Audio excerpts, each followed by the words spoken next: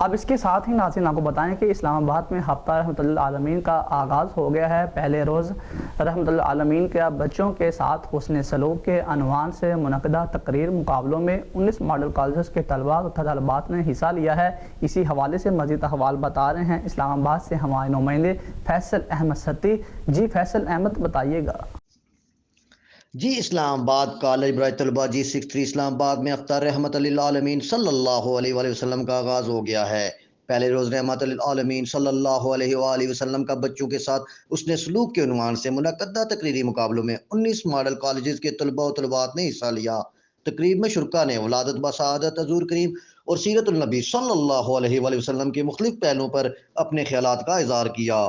Boys colleges میں پہلی position ICB G63 کے محمد عبداللہ عتیق نے حاصل کی، جبکہ دوسری پوزیشن محمد سعد تیجا IMCB G10-4 اور تیسری position Farhan Bashir Abbasi IMCB F73 نے حاصل کی۔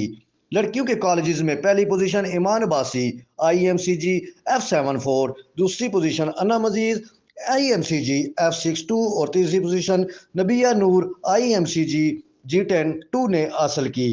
تقریری مقابلے میں ججز کے فرائض ڈاکٹر صنم شاکر، ڈاکٹر اسیل شائق اور میڈم عبدہ پروین نے سر انجام دیے۔